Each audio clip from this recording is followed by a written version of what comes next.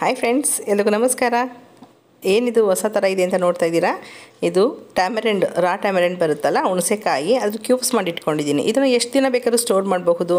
ನಾವು ಹುಣಸೆಹಣ್ಣು ಎಲ್ಲಿ ಬಳಸ್ತೀವಿ ಅದ್ರ ಬದಲಿಗೆ ಇದನ್ನು ಬಳಸಬಹುದು. ತುಂಬಾ ಚೆನ್ನಾಗಿರುತ್ತೆ. ಈಗ ಹಸಿ ಕಾಳುಗಳ ಕಾಲ ಸ್ಟಾರ್ಟ್ ಆಗಿರೋದ್ರಿಂದ ಹಸಿ ಕಾಳುಗಳ ಜೊತೆಗಂತೂ ಒಳ್ಳೆ ಕಾಂಬಿನೇಷನು. ಸಾಂಬಾರು ಕೂಡ ತುಂಬ ಕಲರ್ಫುಲ್ ಆಗಿರುತ್ತೆ. ಮತ್ತು ನಮಗೆ ಹುಣಸೆಹಣ್ಣು ನೆನೆಸಿ ರಸ ತೆಗೆಯೋಷ್ಟಕ್ಕಿಂತ ಇದು ತುಂಬಾ ಈಸಿ. 1 ಕ್ಯೂಬ್ಸ್ ಬೇಕಾ, 2 ಕ್ಯೂಬ್ಸ್ ಬೇಕಾ, ನೀವು ಹುಳಿಗೆ ತಕ್ಕಂತೆ ಹಾಕ್ಕೊಳ್ಬಹುದು. ಮಾಡೋದು ಕೂಡ ತುಂಬ ಸುಲಭ. ಯಾವ ರೀತಿ ಮಾಡೋದಂತ ನೋಡೋಣ. ನಾನಿಲ್ಲಿ ಹುಣಸೆಕಾಯಿ ತೊಕ್ಕು ಮಾಡೋದಕ್ಕೆ ಅಂತೇಳಿ ಹುಣಸೆಕಾಯಿ ತರಿಸಿದ್ದೆ. ಒಂದು 4-5 ದಿನ ಅದು ಮರ್ತೋಗಿತ್ತು, ಹಾಗೆ ಸೈಡಲ್ಲಿದ್ದರಿಂದ ಸ್ವಲ್ಪ ಬಲ್ತಂಗಾಗಿತ್ತು. ಹಂಗಾಗಿ ಬೀಜ ಎಲ್ಲ ಸ್ವಲ್ಪ ಬಲ್ತಿದ್ರಿಂದ ಹುಣಸೆಕಾಯಿ ತೊಕ್ಕು ಮಾಡ್ತಿಲ್ಲ. ಹುಣಸೆಕಾಯಿ ರಸನ ಸ್ಟೋರೇಜ್ ಮಾಡೋದು ಯಾವ ರೀತಿ ಅಂತ ತೋರಿಸ್ಕೊಡ್ತಾ ಇದ್ದೀನಿ. ತುಂಬ ಈಸಿ. ಮೊದಲು ಹುಣಸೆಕಾಯಿನ ತೊಳ್ಕೊಳ್ಳಿ ಸಿಪ್ಪೆ ಸಮೇತನೇ. ತುಂಬ ಹೇಳಿದ್ರೆ ಇನ್ನೂ ಚೆನ್ನಾಗಿರುತ್ತೆ. ಸ್ವಲ್ಪ ಬಲ್ತಿರೋದ್ರಿಂದ ನಾರು ಬೀಜ ಸಪ್ರೇಟ್ ಆಗ್ತಾಯಿದೆ. ಮೇಲ್ ಸಿಪ್ಪೆ ಕೂಡ ಸ್ವಲ್ಪ ಹೆದೊಳ್ತಾ ಇದೆ. ಅದಕ್ಕೋಸ್ಕರ ನಾನು ಇದನ್ನು ಕ್ಯೂಬ್ಸ್ ರೀತಿ ಮಾಡಿ ಎತ್ತಿಟ್ಕೊಳ್ತಾ ಇದ್ದೀನಿ. ಇದು ನೀವು ಹುಣಸೆಹಣ್ಣು ಚಿತ್ರಾನ್ನ ಯಾವ ರೀತಿ ಮಾಡ್ತೀರಾ ಅದೇ ರೀತಿ ಚಿತ್ರಾನ್ನ ಕೂಡ ಬಳಸಬಹುದು. ಪುಳಿಯೋಗರೆ ಮಾಡಬಹುದು. ಇದರಲ್ಲಿ ಹಸೆಕಾಳು ಸಾಂಬಾರಿಗಂತೂ ತುಂಬ ಒಳ್ಳೆ ಕಾಂಬಿನೇಷನ್ ಅಂತ ಹೇಳ್ಬಹುದು. ಕಲರ್ಫುಲ್ ಆಗಿರುತ್ತೆ ಸಾಂಬಾರು ಕೂಡ. ಹುಣಸೆಹಣ್ಣು ಬಿಟ್ಟ ತಕ್ಷಣ ಹಳೆ ಹುಣಸೆಹಣ್ಣೆಲ್ಲ ಸ್ವಲ್ಪ ಕಲರ್ ಚೇಂಜ್ ಆಗುತ್ತಲ್ಲ, ಆ ರೀತಿ ಕಲರ್ ಕೂಡ ಚೇಂಜ್ ಆಗೋದಿಲ್ಲ ಸಾಂಬಾರಿನಲ್ಲಿ. ನಾರು ಸಮೇತನೇ ಹಾಕ್ಕೊಳ್ಳಿ, ಪರವಾಗಿಲ್ಲ. ಬೀಜ ಏನೂ ತೆಗೆಯೋದು ಸಿಪ್ಪೆ, ಬೀಜ, ನಾರು ಎಷ್ಟು ಬರುತ್ತೆ ನಾರು ಅಷ್ಟನ್ನು ತೆಗೀರಿ. ಇಲ್ಲಾಂದರೆ ಹಾಗೆ ಹಾಕ್ಕೊಳ್ಬಹುದು. ನಾನು ಆವಾಗಲೇ ಹೇಳ್ದಂಗೆ ಒಂದು 4-5 ದಿವಸ ಆಗಿದ್ದರಿಂದ ಸ್ವಲ್ಪ ಹುಣಸೆಹಣ್ಣು ಸ್ವಲ್ಪ ಹಾಳಾಗಿತ್ತು. ಚೆನ್ನಾಗಿರೋದನ್ನೆಲ್ಲ ಸ್ವಲ್ಪ ನೋಡ್ಕೊಂಡು ತೊಗೊಂಡು ಸ್ವಲ್ಪ ನೀರು ಹಾಕ್ಕೊಂಡು ಅದನ್ನು ಒಂದು 3-4 ನಿಮಿಷದಷ್ಟು ಕುದಿಯೋಕೆ ಇಟ್ಟಿದ್ದೀನಿ. ಇಲ್ಲಿ ಉಪ್ಪೇನು ಹಾಕಿಲ್ಲ, ನಾನು ಜಸ್ಟ್ ಕುದಿಸ್ಕೊಳ್ತಾ ಇದ್ದೀನಿ. ನೋಡಿ, ಒಂದು 3-4 ನಿಮಿಷಕ್ಕೆಲ್ಲ ಸಾಫ್ಟ್ ಆಗಿಬಿಡುತ್ತೆ. ಇದು ಸ್ವಲ್ಪ ಚೆನ್ನಾಗಿ ಸಾಫ್ಟ್ ಆದರೆ ಚೆನ್ನಾಗಿ ರಸ ಬಿಡುತ್ತೆ. ಹಸಿ ಹುಣಸೆಹಣ್ಣು ಆಗಿರೋದ್ರಿಂದ ಬೇಗ ಸಾಫ್ಟ್ ಆಗುತ್ತೆ. ಇದು ಸ್ವಲ್ಪ ತಣ್ಣಗಾಗೋದಕ್ಕೆ ಬಿಟ್ಕೊಳ್ಳೋಣ. ನಾನು ಸ್ವಲ್ಪ ಬೆಚ್ಚಗಿದಂಗೆ ಸ್ವಲ್ಪ ಸ್ಮ್ಯಾಶ್ ಮಾಡ್ತಾಯಿದ್ದೀನಿ. ನೀವು ತಣ್ಣಗಾದ ಮೇಲೆ ಕೈನಲ್ಲಿ ಕೂಡ ಇದನ್ನು ಜಸ್ಟ್ ಪ್ರೆಸ್ ಮಾಡಿ ತೆಗೆದ್ರೆ ಸಾಕು, ತುಂಬ ಚೆನ್ನಾಗಿ ರಸ ಬರುತ್ತೆ. ನಮಗೆ ಸಿಪ್ಪೆ ಕೂಡ ಚೆನ್ನಾಗಿ ಬಲ್ತಿರೋದ್ರಿಂದ ಸಿಪ್ಪೆ ಕೂಡ ಏನು ತುಂಬ ನುಚ್ಚು ಥರ ಎಲ್ಲ ಆಗೋದಿಲ್ಲ. ಜಸ್ಟ್ ಲೈಟಾಗಿ ಮೇಲಷ್ಟೇ ನಾನು ಪ್ರೆಸ್ ಮಾಡ್ತಾ ಇರೋದು. ಬೀಜ ಎಲ್ಲ ಇರೋದ್ರಿಂದ ತುಂಬ ನುಣ್ಣಗೇನು ಪ್ರೆಸ್ ಮಾಡೋ ಅವಶ್ಯಕತೆ ಇರೋದಿಲ್ಲ. ಸ್ವಲ್ಪ ಈ ತಣ್ಣಗಾದ ನಂತರ ಗಟ್ಟಿ ರಸ ಏನಿದೆ ಅದನ್ನು ಫಸ್ಟು ಸ್ಟೋರ್ ಮಾಡ್ಕೊಳ್ತೀನಿ. ನೋಡಿ, ಸಿಪ್ಪೆ, ಬೀಜ, ನಾರು ಎಲ್ಲ ಅದೇ ಸಪ್ರೇಟ್ ಆಗಿದೆ. ಇದು ಗಟ್ಟಿ ರಸ ಏನಿದೆ ಫಸ್ಟ್ ತೆಗೆಯಂಥದ್ದು, ಅದನ್ನು ಕ್ಯೂಬ್ಸ್ ಮಾಡೋಕ್ಕೆ ಉಪಯೋಗಿಸ್ಕೊಳ್ತೀನಿ.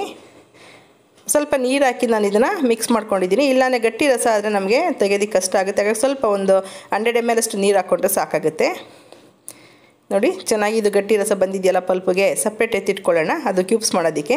ಈ ಸಿಪ್ಪೆ ಮತ್ತು ಬೀಜ, ನಾರೆಲ್ಲ ಏನಿದೆ ಇದಕ್ಕೆ ಇನ್ನು ಸ್ವಲ್ಪ ನೀರು ಹಾಕ್ಕೊಂಡ್ರೆ ಇನ್ನೊಂದು ಸ್ವಲ್ಪ ರಸ ಬರುತ್ತೆ. ಆ ರಸದಲ್ಲಿ ನಾನು ರಸಮ್ ಮಾಡಿದ್ದೀನಿ, ಹುಣಸೆಕಾಯಿನ ರಸಮು.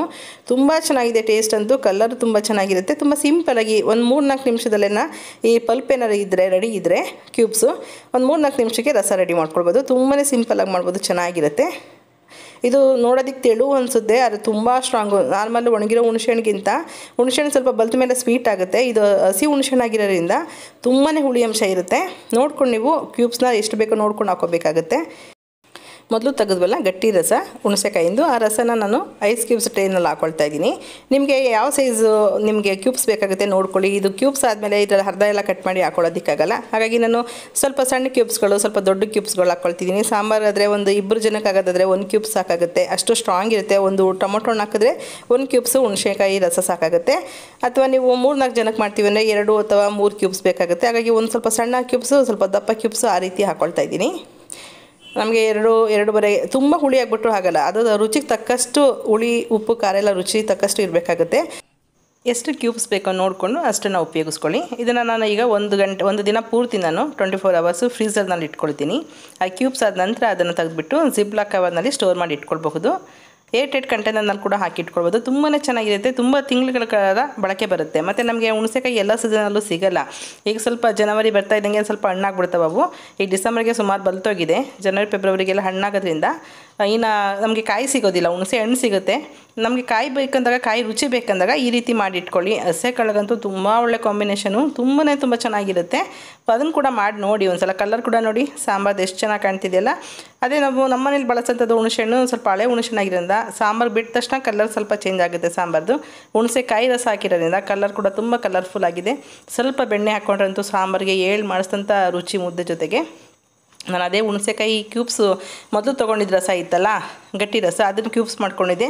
ಸೆಕೆಂಡ್ ಟೈಮ್ ತೊಗೊಂಡು ಸ್ವಲ್ಪ ತೆಳುವಾಗಿತ್ತಲ್ಲ, ಆ ರಸನೂ ತುಂಬ ಸ್ಟ್ರಾಂಗ್ ಇತ್ತು. ಅದನ್ನು ಉಪಯೋಗಿಸ್ಕೊಂಡು ಸಿಂಪಲಾಗಿ ಒಂದು 3-4 ನಿಮಿಷದಲ್ಲಿ ರಸ ಮಾಡ್ಕೊಂಡಿದ್ದೀನಿ. ಅದನ್ನು ಕೂಡ ಮುಂದಿನ ವೀಡಿಯೋದಲ್ಲಿ ಅಪ್ಲೋಡ್ ಮಾಡ್ತೀನಿ.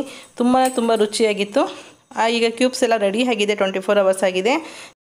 ಇವನ್ನೆಲ್ಲ ತೆಗೆದು ಜಿಪ್ಲಾಕ್ ಕವರ್ನಲ್ಲಿ ಹಾಕ್ಕೊಂಡು ಫ್ರೀಝರ್ನಲ್ಲೇ ಇಟ್ಕೋಬೇಕು, ಫ್ರಿಜ್ನಲ್ಲಿ ಇಡಬಾರ್ದು. ನೀವು ಯಾವುದಕ್ಕನ್ನ ಬಳಸ್ಕೊಳ್ಳಿ, ಹುಣಸೆಹಣ್ಣು ಬದಲಿಗೆ ಇದನ್ನು ಬಳಸ್ಕೊಳ್ಳಿ, ತುಂಬಾ ಚೆನ್ನಾಗಿರುತ್ತೆ. ಇನ್ಸ್ಟೆಂಟಾಗಿ ರಸಮ್ ಕೂಡ ಮಾಡ್ಬೋದು, ಇದರಲ್ಲಿ ತುಂಬ ರುಚಿಯಾಗಿರುತ್ತೆ. ಓಕೆ ಫ್ರೆಂಡ್ಸ್, ಈ ವಿಡಿಯೋ ನೋಡಿದ್ದಕ್ಕೆ ಎಲ್ರಿಗೂ ಧನ್ಯವಾದಗಳು. ನನ್ನ ಚಾನಲ್ಗೆ ಹೊಸಬ್ರಾಗಿದೆ, ಸಬ್ಸ್ಕ್ರೈಬ್ ಮಾಡ್ಕೊಳ್ಳಿ. ಹಾಗೆ ನಿಮ್ಮ ಅಭಿಪ್ರಾಯ ಅನಿಸಿಕೆಗಳನ್ನ ಕಮೆಂಟ್ ಮೂಲಕ ನನಗೆ ತಿಳಿಸಿ. Okay, bye, thank you.